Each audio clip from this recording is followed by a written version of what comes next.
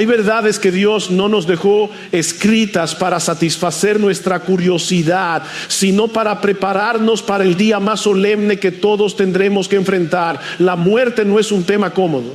No se presta para conversaciones ligeras. No cabe bien en una generación que vive distraída, entretenida, obsesionada con prolongar la juventud, suavizar el dolor y evitar cualquier pensamiento que nos recuerde nuestra fragilidad. Pero la Escritura no nos permite vivir de espaldas a esa cita inevitable.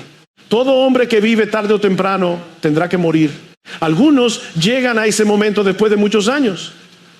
Otros son llamados cuando nadie lo esperaba. Unos mueren rodeados de familia, otros en soledad, unos después de larga enfermedad, otros en un instante, pero todos llegan. Ningún poder humano puede cancelar esa cita. Ninguna cuenta bancaria, ningún tratamiento, ninguna influencia, ningún apellido, ninguna juventud, ninguna fuerza, ninguna prudencia puede garantizar que el corazón seguirá latiendo mañana. La muerte puede parecer lejana hasta que se vuelve inmediata. Y cuando llega, no pide permiso. Por eso Apocalipsis 14:13 tiene un peso tan profundo. Juan escucha una voz desde el cielo que le ordena escribir. No se trata de una reflexión humana sobre el consuelo religioso. Es una declaración divina, una palabra que Dios quiso preservar para su pueblo. Y el Espíritu Santo confirma esa palabra. Esto debe hacer. El Señor quiere que la iglesia piense correctamente acerca de aquello que más teme, más evita y más malinterpreta. La declaración es sorprendente. Bienaventurados los muertos que mueren en el Señor.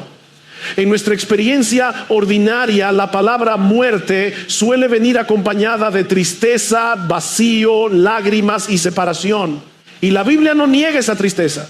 No nos exige una dureza antinatural ante la partida de alguien amado. Cuando un creyente muere, quienes quedan sienten su ausencia. Se rompe una conversación que ya no continuará aquí. Queda una silla vacía, una voz que ya no se escucha, una presencia que ya no se toca. Llorar ante la muerte no es incredulidad automática, es reconocer que la muerte sigue siendo enemiga. Pero la Escritura nos enseña a distinguir entre la tristeza de los que no tienen esperanza y la tristeza de los que creen en Cristo. Desde nuestro lado, la muerte duele porque separa. Desde el lado del creyente que parte, la muerte es entrada al descanso. Nosotros vemos el ataúd, el cementerio, el silencio de la casa, la ausencia en la mesa, pero el que muere en el Señor despierta una bienaventuranza que nuestra mente apenas puede tocar. Para él, la muerte no es el fin de la esperanza, sino el comienzo de una plenitud que aquí solo gustaba de manera parcial. Sin embargo, debemos ser muy claros porque el texto no dice que todos los muertos son bienaventurados. Esa sería una mentira cruel. La bendición pertenece a los que mueren en el Señor. La diferencia no está en la ceremonia fúnebre, ni en las palabras bonitas que otros pronuncien, ni en el recuerdo afectuoso de la familia, ni en la reputación que una persona dejó entre los hombres. La diferencia está en si esa persona murió unida a Cristo por la fe. Solo los que están en Cristo pueden mirar la muerte como ganancia. Fuera de Cristo la muerte no es descanso, es comparecencia. Aquí el corazón humano quiere suavizar la verdad. Queremos pensar que todos de alguna manera estarán bien. Queremos convertir la muerte en un paso naturalmente pacífico para todos. Pero la Escritura no nos permite ese consuelo falso. Si una persona muere en sus pecados, muere con una deuda pendiente ante la justicia de Dios, y esa deuda no desaparece porque los vivos hablen bien de ella. No se borra porque haya sido amable, trabajadora, religiosa, generosa o querida por muchos. El problema del hombre no se resuelve por la memoria que deja en la tierra, sino por su condición delante de Dios. La muerte sella el destino. Un segundo el corazón late. Al siguiente, la oportunidad de arrepentimiento ha terminado. Un segundo, el hombre todavía puede clamar por misericordia. Al siguiente, comparece ante aquel cuyos ojos lo vieron todo. Esa es la solemnidad de la muerte. No es simplemente el final de funciones biológicas. Es el umbral hacia una realidad eterna. Y allí nadie podrá reescribir su historia, negociar su culpa, presentar excusas, corregir tardíamente su incredulidad o cambiar el destino que despreció en vida. ¿Estás preparado para morir? No preguntes si eres religioso. No preguntes si otros te consideran una buena persona. No preguntes si has tenido momentos de emoción espiritual. La pregunta es mucho más precisa. ¿Estás en Cristo? ¿Has reconocido tu pecado delante de Dios? ¿Has dejado de confiar en tu propia justicia? ¿Has venido al Salvador con arrepentimiento y fe? Descansa tu esperanza no en lo que hiciste, sino en lo que Cristo hizo en la cruz por pecadores. La buena noticia del Evangelio brilla precisamente porque la muerte es seria y el juicio es real. Dios no trató el pecado como un detalle menor. Si el pecado fuera superficial, la cruz sería incomprensible.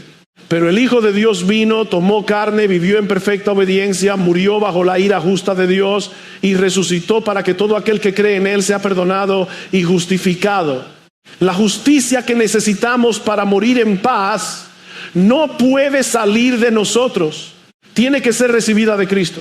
Por eso el creyente no enfrenta la muerte apoyado en su rendimiento espiritual, sino vestido de la justicia de otro. No se presenta delante de Dios diciendo, mira mis obras, mi lágrima, mi religión, mi esfuerzo. Se presenta en Cristo. Y estar en Cristo lo cambia todo. La muerte que para el incrédulo abre la puerta al juicio eterno, para el creyente abre la puerta a la presencia del Señor. La misma muerte que arranca al impío de todo falso refugio, introduce al redimido en la plenitud de la comunión con Dios. No huyas de esta pregunta, no la dejes para después. La vida es corta, la muerte es segura y la eternidad no tiene fin. Bienaventurados, sí, pero no todos. Bienaventurados los que mueren en el Señor. Y si hoy no estás en Él, no estás preparado para morir, pero todavía escuchas la voz del Evangelio, todavía hay misericordia en Cristo, todavía puedes venir. No endurezcas tu corazón. Ven al único Salvador que puede hacer de tu muerte no la peor desgracia, sino la entrada a la bienaventuranza eterna. La muerte pone al descubierto lo que muchas veces la vida logra disimular. Mientras vivimos podemos escondernos detrás de ocupaciones, opiniones, logros, familia, religión, entretenimiento, salud, juventud y planes. Podemos aplazar las preguntas más importantes porque siempre parece haber algo urgente que atender. Pero la muerte arranca todas esas coberturas. En ese momento ya no importa cuántas personas admiraron tu nombre, cuánto acumulaste, qué tan respetable parecías o cuántas palabras religiosas aprendiste. Lo único que importará es si fuiste hallado en Cristo. Esta es la línea que divide toda la humanidad delante de Dios. No entre ricos y pobres, cultos e ignorantes, religiosos y no religiosos, jóvenes y ancianos, personas recordadas y personas olvidadas. La división final es esta: en Cristo o fuera de Cristo. Morir en el Señor significa partir de este mundo unido vitalmente a Jesucristo por medio de la fe, cubierto por su justicia, perdonado por su sangre, reconciliado con Dios por su obra. Morir fuera de Cristo significa comparecer ante Dios cargando todavía la culpa de los propios pecados. El hombre moderno puede rechazar la palabra pecado, puede suavizarla, ridiculizarla o cambiarla por términos psicológicos, sociales o culturales, pero Dios no ha cambiado su juicio. El pecado no es simplemente una falla de personalidad ni un error de cálculo moral. Es rebelión contra el Dios Santo. Es vivir como si la vida nos perteneciera, como si nuestros deseos fueran ley, como si pudiéramos usar el tiempo, el cuerpo, la mente, las palabras y las relaciones sin rendir cuentas al Creador. Y porque Dios es justo, el pecado no puede quedar sin respuesta. Aquí debemos detenernos con reverencia. Muchas personas quieren un Dios amoroso, pero no un Dios justo. Quieren misericordia sin juicio, perdón sin cruz, cielo sin arrepentimiento, consuelo sin verdad. Pero si Dios no fuera justo, tampoco sería bueno. ¿No nos indignamos cuando vemos injusticia en la tierra? ¿No nos duele cuando un culpable queda impune? Cuando una víctima no recibe justicia, cuando alguien poderoso escapa de las consecuencias. Entonces, ¿por qué pensamos que el juez de toda la tierra pasará por alto la maldad del corazón humano como si no importara? El problema es que deseamos justicia cuando somos víctimas, pero misericordia barata cuando somos culpables. Queremos que Dios vea el mal que otros nos hicieron, pero preferimos que no mire con la misma precisión el mal que nosotros hemos cometido. Sin embargo, la Escritura dice que todas las cosas están desnudas y abiertas delante de los ojos de aquel a quien tenemos que dar cuenta. No solo nuestras acciones visibles sino también nuestras motivaciones escondidas, nuestros pensamientos impuros, nuestras palabras no pronunciadas, nuestras intenciones egoístas, nuestras omisiones, nuestras idolatrías secretas. ¿Estás dispuesto a ser juzgado por un Dios que conoce todo eso? No por una versión editada de tu vida, no por la imagen que otros tienen de ti, no por los momentos en que actuaste mejor, sino por la totalidad de tu existencia delante de la santidad perfecta. Si Dios abre el libro de tu vida, ¿qué defensa presentarás? ¿Dirás que no fuiste tan malo como otros? ¿Dirás que hiciste lo que pudiste? ¿Dirás que tuviste buenas intenciones? Ninguna de esas respuestas puede sostenerse delante de un juez que exige justicia perfecta. Por eso la justificación por la fe no es una doctrina secundaria para personas interesadas en teología. Es la diferencia entre morir bajo condenación o morir en paz con Dios. Ser justificado significa que Dios, el juez justo, declara justo al pecador que cree en Cristo. No porque el pecador se haya vuelto justo por sí mismo, no porque sus obras compensen su culpa, no porque su arrepentimiento sea un pago suficiente, sino porque Cristo obedeció perfectamente en lugar de su pueblo y cargó con la condenación que su pueblo merecía. La cruz no fue un accidente trágico ni un símbolo vago de amor. Fue el lugar donde la justicia y la misericordia de Dios se encontraron. Allí el pecado fue tratado con seriedad infinita. Allí el Hijo de Dios llevó la culpa de pecadores. Allí la deuda fue pagada, no con plata ni oro, sino con sangre preciosa. Por eso Dios puede perdonar sin negar su justicia. Por eso puede recibir al culpable que cree, no porque ignore su pecado, sino porque Cristo lo llevó. Esta es la buena noticia. La salvación no descansa en tu esfuerzo religioso, ni en tu capacidad de reformarte, ni en tu pertenencia a una iglesia, ni en tus emociones espirituales, ni en tus buenas obras. Descansa enteramente en Jesucristo. Él tiene la justicia que tú no tienes. Él ofrece el perdón que tú no puedes comprar. Él reconcilia con Dios a quienes no podían reconciliarse a sí mismos. Él recibe al pecador que viene con las manos vacías, abandonando toda confianza en sí mismo. Pero esa fe no es una simple opinión favorable acerca de Jesús. No es decir, yo creo en Dios mientras sigues viviendo como dueño de ti mismo. No es usar a Cristo como seguro contra el infierno sin rendirte a su señorío. La fe salvadora abraza a Cristo como Salvador y Señor. Confía en su obra, se arrepiente del pecado, renuncia a la justicia propia y comienza a caminar en obediencia. No somos salvos por esa obediencia. Pero una fe que nunca se inclina ante Cristo no debe sentirse segura solo porque sabe repetir palabras evangélicas. Por eso debes preguntarte con seriedad, ¿estás en Cristo o solo estás cerca de cosas cristianas? ¿Has sido justificado por la fe o simplemente has aprendido a hablar como alguien religioso? ¿Tu esperanza al morir será Cristo solo o todavía guardas en secreto una confianza en tu decencia, tus obras, tu historia, tu familia o tu iglesia? La muerte no respetará nuestras ilusiones. Solo los que mueren en el Señor son bienaventurados. Y si estás en Cristo, deja que esta verdad consuele tu alma. Tu muerte no será el pago final de tu culpa, porque esa culpa ya fue cargada por tu Salvador. Será el último paso de este peregrinaje doloroso hacia la presencia del Señor. Pero si no estás en Cristo, no te engañes con tranquilidad falsa. La muerte no será descanso para ti. Ven hoy al Salvador. La vida eterna es dádiva de Dios en Cristo Jesús. No la puedes merecer, pero puedes recibirla por fe. Porque Cristo es suficiente para salvar completamente a todo aquel que viene a Dios por medio de Él. La bienaventuranza de morir en el Señor no consiste solamente en escapar del castigo. Eso ya sería misericordia inmensa, pero el texto va más lejos. El Espíritu explica que los muertos que mueren en Cristo son bienaventurados porque descansarán de sus trabajos. Esa palabra descanso no debe entenderse como una existencia vacía, sin vida, sin gozo, sin adoración, como si la eternidad fuera una pausa silenciosa. Es el descanso del peregrino que llega al hogar, del obrero cansado que termina la jornada, del soldado que deja el campo de batalla, del hijo redimido que entra finalmente en la presencia de su Padre. Mientras vivimos en este mundo, aún siendo creyentes, cargamos con trabajos. No solo los trabajos externos de la vida diaria, aunque esos también pesan. Enfermedad, cansancio, pérdida, responsabilidades, presiones, conflictos, dolores del cuerpo, limitaciones de la edad, incertidumbres económicas, quebrantos familiares, lágrimas que otros no ven. Pero hay trabajos más profundos que solo el cristiano entiende en toda su intensidad: la lucha contra el pecado, la tristeza por no amar más a Dios, la vergüenza de caer otra vez, el dolor de ver en nosotros deseos que no armonizan con la santidad del Señor. El creyente verdadero no vive cómodo con su pecado. Puede caer, puede luchar, puede pasar por temporadas de debilidad, pero no puede hacer las paces con aquello que ofende a su Salvador. Hay una guerra en su interior. Quiere orar mejor y se encuentra distraído.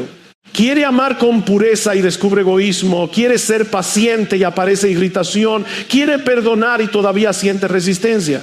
Quiere vivir con toda su mente puesta en Cristo y descubre que su corazón se inclina con facilidad hacia lo visible, lo inmediato, lo pasajero. ¿No es esto un trabajo pesado para el alma regenerada? Por eso la promesa del descanso es tan preciosa. Llegará el día en que no habrá más lucha contra el orgullo, porque el orgullo habrá sido arrancado para siempre. No habrá más impureza escondida, más pensamiento vergonzoso, más palabra cruel, más motivación torcida, más frialdad espiritual, más indiferencia ante la palabra, más oración débil, más amor dividido.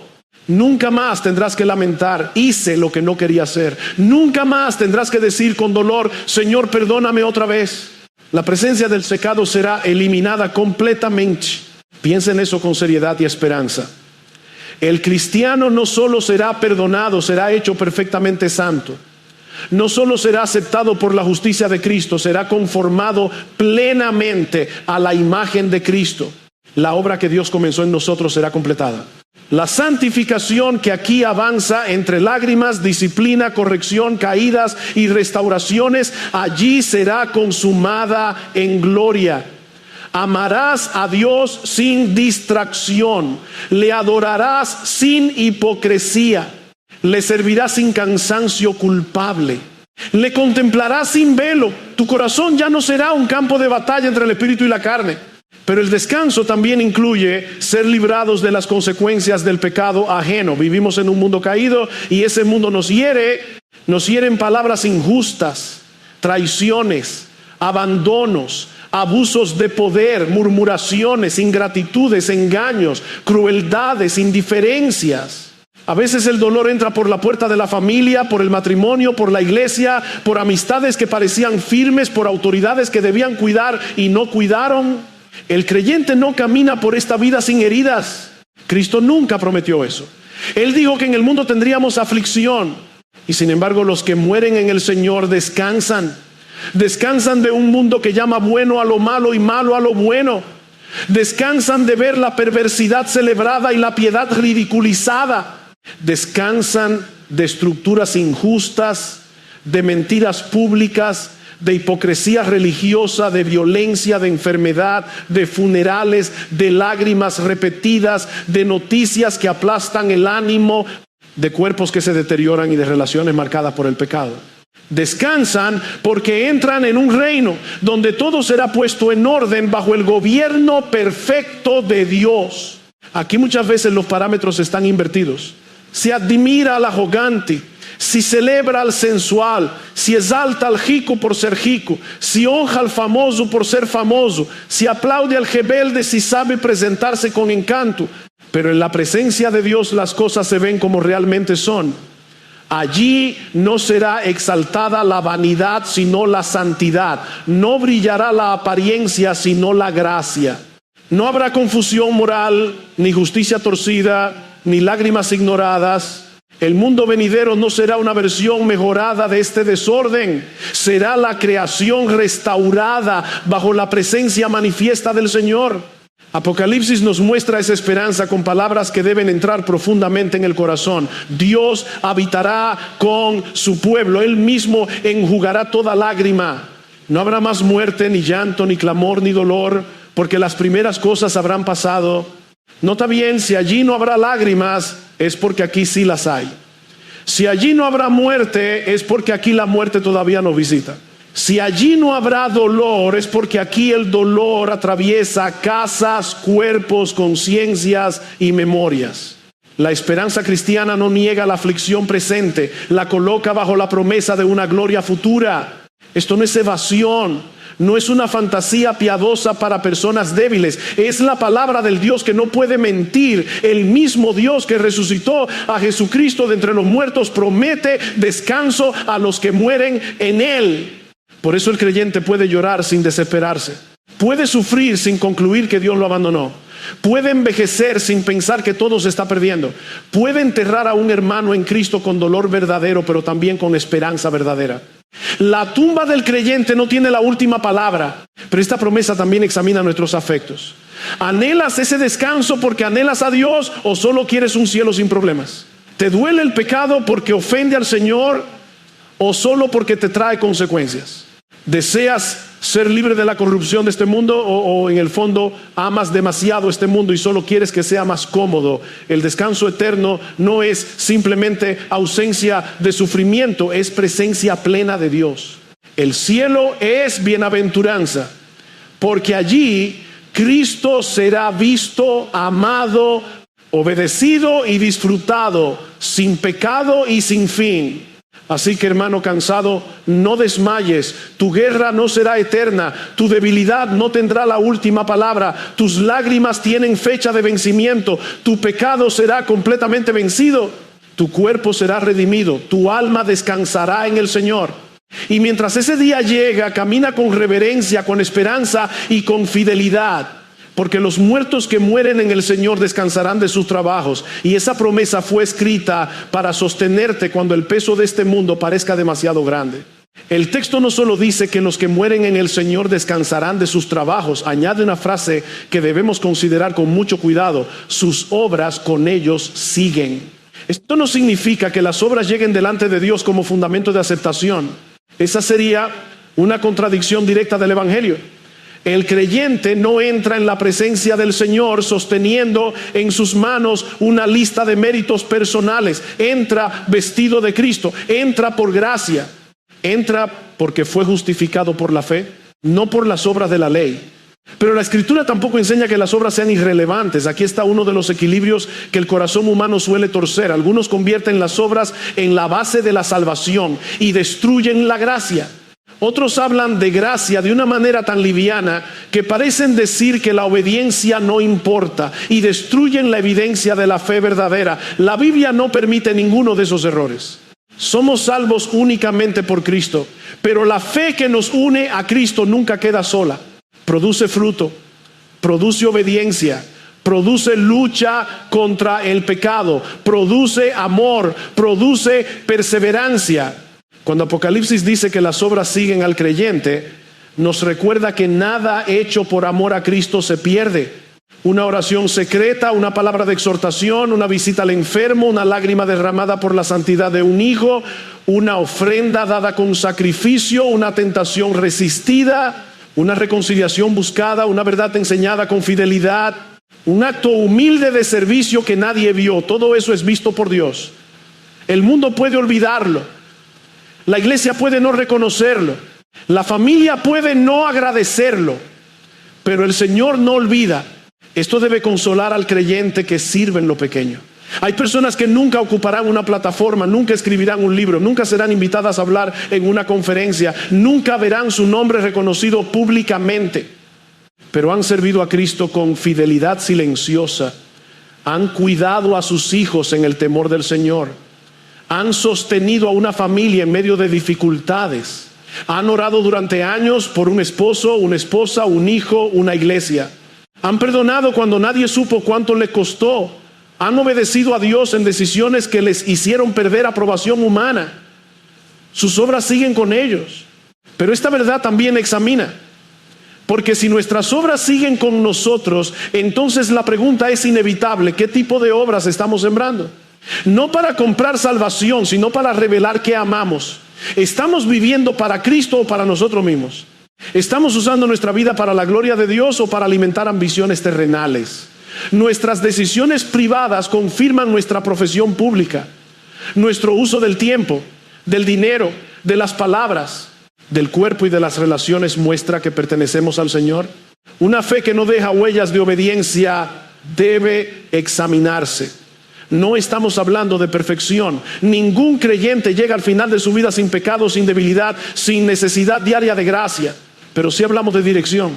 El árbol vivo produce fruto, aunque a veces sea pequeño, aunque crezca lentamente, aunque necesite poda. El árbol muerto puede tener apariencia por un tiempo, pero no produce vida. Por eso Santiago insiste en que la fe sin obras está muerta. No porque las obras reemplacen a Cristo, sino porque muestran si la fe que profesamos es viva o solo verbal. Aquí debemos cuidarnos de una falsa seguridad muy común. Hay personas que descansan en una decisión pasada, en una oración repetida, en una emoción religiosa, en haber sido criadas en la iglesia, en conocer doctrina correcta, pero su vida actual no muestra sumisión a Cristo. No hay lucha seria contra el pecado. No hay hambre por la palabra. No hay arrepentimiento cuando son confrontadas. No hay perdón, no hay humildad, no hay obediencia. Solo hay una profesión que funciona como amuleto espiritual. Eso no es seguridad bíblica. Eso puede ser autoengaño. La gracia bíblica no protege el pecado, lo confronta y lo vence. Cristo no murió para dejarnos tranquilos en nuestra rebelión, sino para librarnos de ella. El Evangelio no nos dice, puedes seguir viviendo para ti mismo siempre que tengas algunas ideas correctas sobre Jesús. El Evangelio nos une a Cristo en su muerte y resurrección. El creyente ha muerto al pecado como amo y ahora vive para Dios. Por eso una vida controlada por la carne no debe sentirse segura solo porque usa vocabulario cristiano. Esto nos lleva a una pregunta de conciencia que nadie debe evadir. ¿Estás haciendo morir el pecado o estás aprendiendo a convivir con él? No preguntes si alguna vez te has sentido mal después de pecar. Muchas personas sienten remordimiento porque las consecuencias les duelen. No todo remordimiento es arrepentimiento. La pregunta es si odias el pecado porque ofende a Dios, si lo resistes, si lo confiesas, si luchas contra él, si tomas medidas concretas para no alimentarlo, si vuelves a Cristo cuando caes, si deseas sinceramente agradar al Señor. La Escritura habla con seriedad. Si vivimos conforme a la carne, moriremos. Pero si por el Espíritu hacemos morir las obras de la carne, viviremos. Esto no es un llamado a ganar salvación por disciplina moral. Es una descripción del camino de los que han sido vivificados por el Espíritu. Donde el Espíritu habita, hay guerra contra el pecado. Donde no hay guerra, no debemos apresurarnos a declarar paz. Un corazón espiritualmente muerto puede sentirse cómodo en lo que un corazón regenerado no puede tolerar. El cristiano verdadero no es alguien que nunca es tentado, ni alguien que nunca cae, ni alguien que nunca llora por su debilidad. Es alguien que ya no puede hacer del pecado su hogar. Puede tropezar, pero no puede instalarse. Puede ser herido en la batalla, pero no cambia de ejército. Puede sentir, hay en él un principio de vida que lo lleva una y otra vez a Cristo, al arrepentimiento, a la confesión, al trono de la gracia y al campo de batalla. Por eso las obras que siguen al creyente no son medallas de independencia espiritual, son fruto de la gracia, son evidencias de una vida que Dios produjo.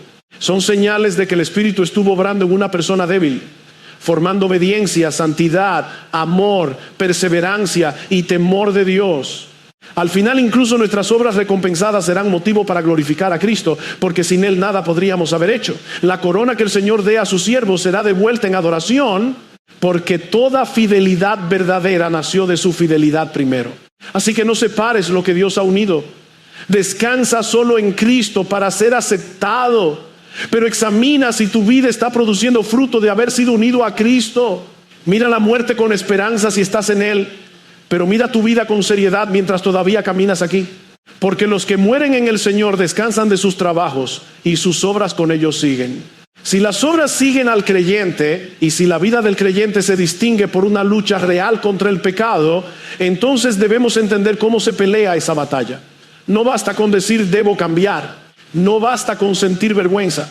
No basta con prometer en momentos de culpa que nunca volverá a suceder. La Escritura nos enseña que el pecado debe ser mortificado, puesto a muerte, tratado como enemigo, no como una debilidad simpática que podemos hospedar en un rincón del alma. Pero aquí aparece una verdad que humilla y consuela al mismo tiempo. Somos responsables de hacer morir el pecado, pero solo podemos hacerlo por el Espíritu. La responsabilidad es nuestra. Nadie puede arrepentirse en nuestro lugar. Nadie puede cortar por nosotros aquello que estamos alimentando. Nadie puede tomar nuestra mente, nuestros ojos, nuestras palabras, nuestras decisiones y obedecer por nosotros. Pero al mismo tiempo, si intentamos vencer el pecado con pura fuerza de voluntad, con orgullo moral o con miedo religioso, terminaremos exhaustos, engañados o endurecidos. El apóstol no dice dejen que el Espíritu mate el pecado mientras ustedes permanecen pasivos. Dice que por el Espíritu hacemos morir las obras de la carne. Hay acción, hay lucha, hay resistencia, hay decisiones concretas. Pero esa acción no nace de la autosuficiencia.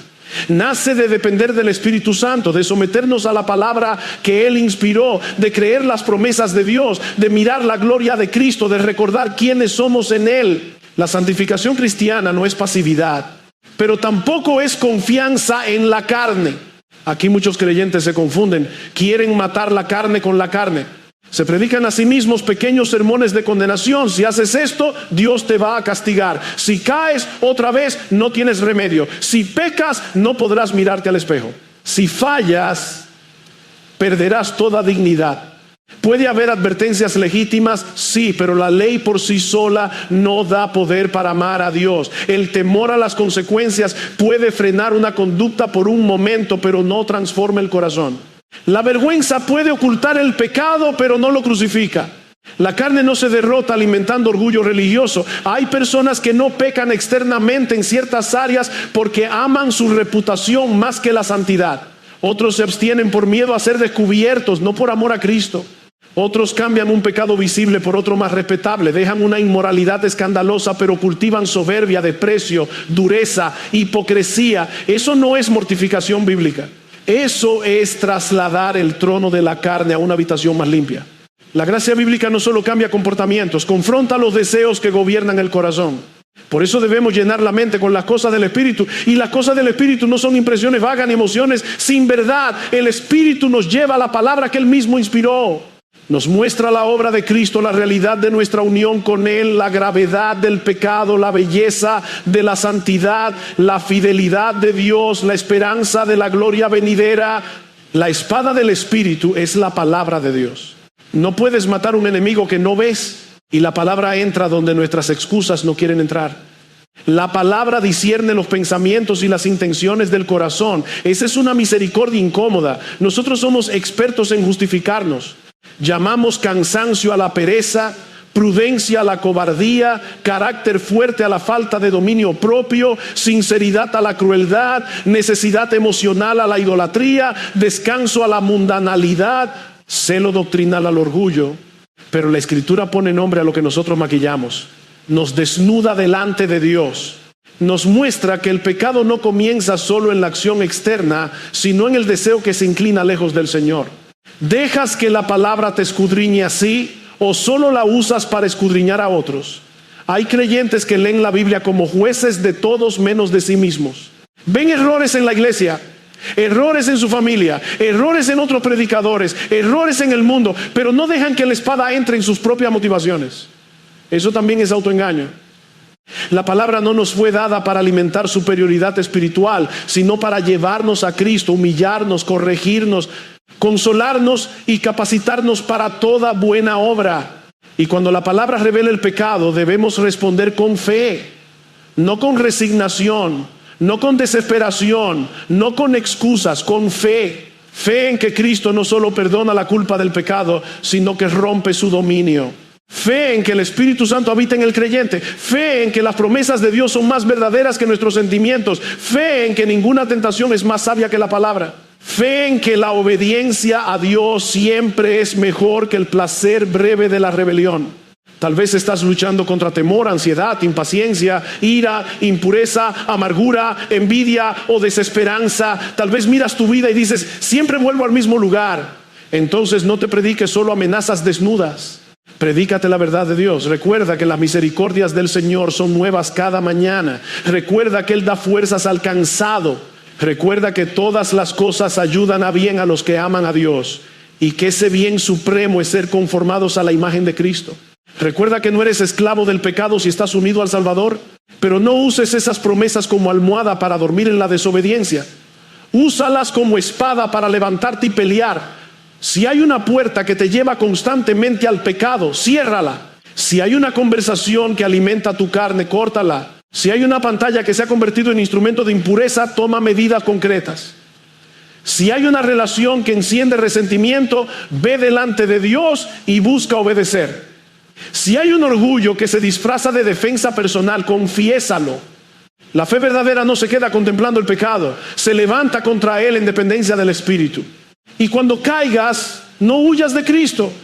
El enemigo quiere que después de pecar te escondas, te endurezcas o concluyas que no hay esperanza, pero el Evangelio te llama al trono de la gracia. No para trivializar tu caída, sino para confesarla con honestidad y recibir misericordia. El hijo que ha ofendido a su padre no necesita fingir que nada ocurrió, necesita volver, confesar, ser limpiado y levantarse otra vez para seguir peleando. La guerra contra el pecado no terminará hasta la muerte, pero no peleamos como quienes ignoran el final. Cristo ya venció, el Espíritu habita en nosotros, la palabra está en nuestras manos. El trono de la gracia está abierto. Y algún día descansaremos de nuestros trabajos, no porque el pecado haya negociado una tregua, sino porque será destruido para siempre en la presencia gloriosa de Dios. La pregunta final no es simplemente si entiendes la doctrina de la mortificación del pecado, puedes entenderla, explicarla, defenderla y aún así vivir sin practicarla. La pregunta es más profunda y más peligrosa. ¿Quieres realmente matar el pecado que mora en ti? No si quieres evitar sus consecuencias. No si quieres conservar tu reputación. No si quieres sentirte menos culpable. ¿Quieres verlo morir porque has entendido que ofende a Dios, entristece tu comunión con Él, desfigura tu testimonio y busca esclavizarte otra vez? Aquí no hay lugar para neutralidad. El pecado no es un huésped inofensivo. No viene a conversar, viene a gobernar. No pide un pequeño espacio, exige el trono. No promete placer para después dejarte intacto, promete libertad mientras fabrica cadenas. Por eso el creyente no puede negociar con él. No puede alimentarlo en secreto y pedir fuerza en público. No puede acariciar aquello que Cristo murió para destruir. La gracia bíblica no nos enseña a convivir con el pecado, sino a llevarlo diariamente al lugar de ejecución. Pero si una persona no quiere matar su pecado, si lo ama, si lo defiende, si lo justifica, si se deleita en él sin lucha, sin arrepentimiento, sin dolor delante de Dios, debe escuchar la advertencia con toda seriedad. No debe llamarse cristiana con tranquilidad. La Escritura no dice que el cristiano nunca lucha ni nunca cae, pero sí enseña que el cristiano no vive conforme a la carne como dirección dominante de su vida. Si alguien quiere a Cristo como escape del infierno, pero no quiere a Cristo como Señor que gobierna sus deseos, esa persona no ha entendido el Evangelio. No te engañes con una profesión vacía. No todo el que dice Señor, Señor pertenece al reino. No todo conocimiento doctrinal es vida espiritual. No toda emoción religiosa es arrepentimiento. No toda asistencia a la iglesia es unión con Cristo. Si tu pecado te resulta más precioso que Dios, si tu voluntad pesa más que su palabra, si tu vida privada contradice sin dolor lo que profesas públicamente, no necesitas un pequeño ajuste moral. Necesitas venir a Cristo en arrepentimiento y fe. Necesitas nacer de nuevo. Y si hoy el Espíritu de Dios está inquietando tu conciencia, no endurezcas el corazón. No digas, lo pensaré después. No digas, todavía tengo tiempo. No digas, algún día cambiaré. La muerte es segura, la vida es breve y el juicio es real. Ven a Cristo ahora. Él no llama a pecadores preparados, sino a pecadores necesitados. No vengas ofreciendo méritos, no vengas prometiendo una reforma que no puedes sostener. Ven reconociendo tu culpa, abandonando tu justicia propia, confiando únicamente en el Salvador que murió y resucitó para salvar a pecadores. Pero si eres creyente, si en medio de tu debilidad hay en ti un deseo sincero de agradar a Dios, si te duele pecar contra tu Señor, si anhelas obedecer, aunque muchas veces te sientas cansado y avergonzado, no te rindas. Levántate, no en orgullo, no en autosuficiencia, no fingiendo que la batalla es ligera.